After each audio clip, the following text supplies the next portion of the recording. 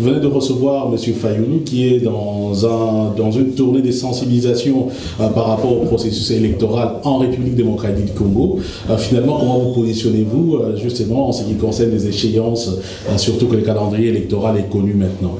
Mais j'étais heureuse de le recevoir et d'entendre un peu son point de vue. Alors bien sûr, ce n'est pas à moi de faire les décisions du peuple congolais ou les décisions du calendrier électoral, mais je pense que c'est intéressant de passer avec lui en revue les problèmes que pose ce calendrier, le problème que posent les élections locales, mais aussi l'importance d'un enrôlement de bonne qualité des électeurs pour avoir une élection en 2016 à la fois nationale et présidentielle qui soit de la meilleure qualité possible, les précédentes ayant quand même été problématiques.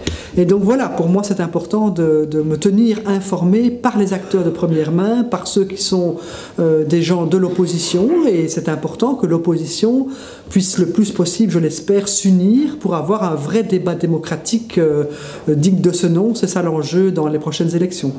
Alors tout récemment également, il y a des officiels belges qui sont en République démocratique du Congo. Il semble que la mission se passe bien, mais en même temps, il y a eu un couac avec le ministre Descroix. Est-ce que vous reconnaissez par exemple dans ce qu'a été sa position?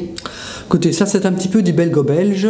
Je pense que ce qui est important, c'est surtout que le dialogue avec les autorités congolaises actuelles, même si elles seront soumises et elles se soumettront à l'élection à venir, soit un dialogue continu avec toutes les forces politiques, avec les forces politiques de l'opposition, avec la société civile. Et c'est ça qui fait, je dirais, la force du dialogue possible entre la Belgique et le Congo, c'est de parler avec toutes les composantes et en mettant les cartes sur la table. Alors moi je ne me positionne pas sur ce qu'a dit M. Decroix, M. Renders ou autres, parce que parfois c'est un langage un petit peu à usage interne.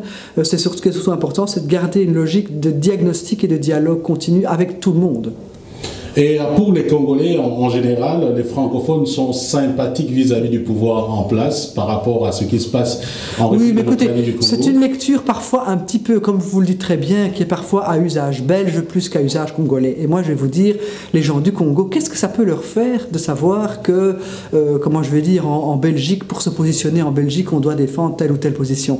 Ce qui est important surtout, c'est que les Congolais du Congo, qui sont ceux qui vivent là, qui sont ceux qui sont les bénéficiaires ou les victimes de tous les problèmes existants, soient traités et que leurs problèmes soient entendus et que ceux qui les représentent au Congo soient le mieux à même de pouvoir répondre à ces problèmes. Le reste, les petits problèmes belgo-belges, il ne faut pas les mélanger. Merci, mais en même temps, on me poserait peut-être des questions pourquoi je n'ai pas évoqué ces sujets, parce qu'en Belgique, on en parle, notamment l'histoire de M. Serge Koubla, oui, qui a été inculpé des corruptions en République démocratique du Congo, du moins des personnalités, en tout cas en exercice en République démocratique du Congo. Comment vous vivez une telle situation, surtout par rapport à la femme politique que vous êtes? Oui, non, écoutez, donc d'abord, avant tout, il faut que la justice fasse son travail. Voilà, il est aujourd'hui sous mandat d'arrêt, il est malgré tout encore présumé innocent. Tout ce que je demande, moi, c'est que la justice mette le doigt sur à la fois les problèmes belges, si des Belges et a fortiori des élus ont été impliqués dans les affaires de corruption, et qui mette aussi le doigt sur des problèmes de corruption que l'on connaît d'ailleurs au Congo. Je veux dire que la corruption est là, c'est quelque chose d'assez répandu. Mais voilà, ce qu'il faut maintenant, c'est que la justice fasse son travail, et je veux qu'en Belgique, elle le fasse le plus vite et le mieux possible. Alors, vous venez de sortir d'un entretien avec certains députés au Parlement européen. Quel a été votre message par rapport à ce qui se passe en République démocratique du Congo? Voilà, j'ai discuté avec les députés ici, et le premier message pour moi à leur égard, c'était la restriction des droits humains au Congo. L'espace d'expression se réduit de plus en plus. J'ai parlé des cas de Christopher Ngoyi Mutamba qui a été arrêté. J'ai parlé des cas de Jean-Claude Mouyambo. J'ai parlé des cas de Jean-Bertrand Ewanga. Et j'ai parlé des cas de Diomi. Donc, nous avons parlé de tous ces cas et tant d'autres. Donc, ils étaient très attentifs et ils suivent de près cette situation. Deuxième point traité, c'est la démocratie au Congo. Comment consolider la démocratie?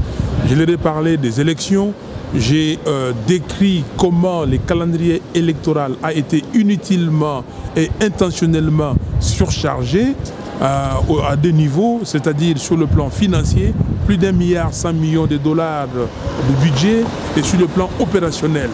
Donc ils ont surchargé ces calendriers simplement pour obtenir les glissements.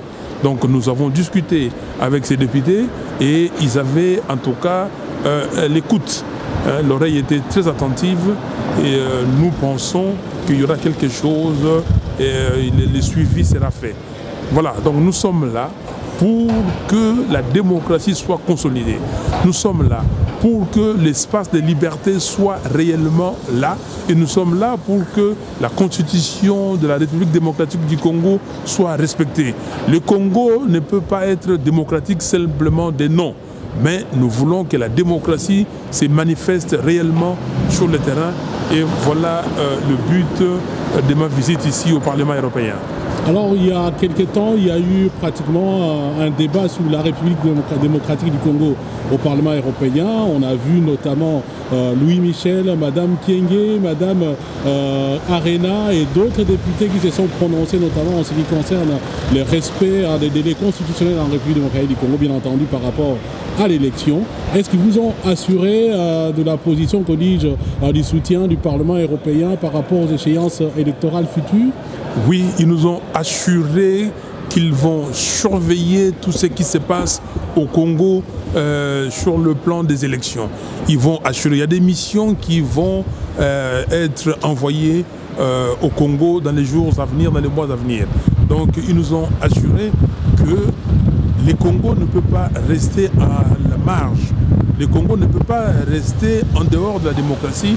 Il faut que le Congo, comme d'autres pays africains, comme le Sénégal, le nom a été mentionné, comme le Ghana, ça a été mentionné, rentre dans le monde réel où la démocratie bat son plein.